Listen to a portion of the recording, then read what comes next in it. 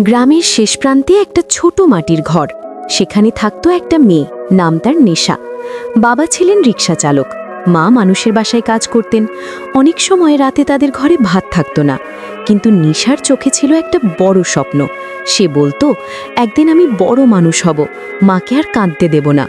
স্কুলে যাওয়ার জন্য নিশার ভালো জামা ছিল না, অনেকেই তাকে নিয়ে হাসত।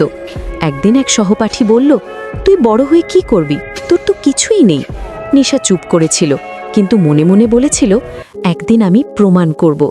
রাতে কেরোসিনের আলোতে সে পড়াশোনা করত। হঠাৎ তার বাবা অসুস্থ হয়ে পড়লেন। পরিবারের আয় বন্ধ।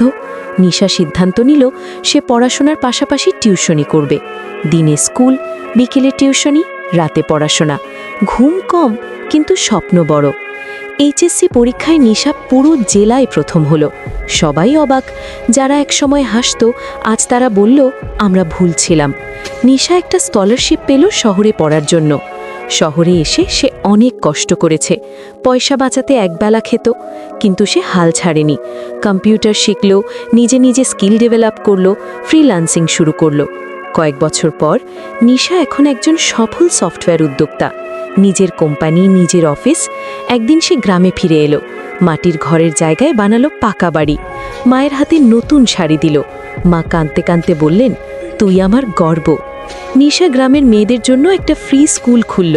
সে বলল, দারিদ্র্য তোমার পরিচয় না, তোমার পরিশ্রমই তোমার পরিচয়।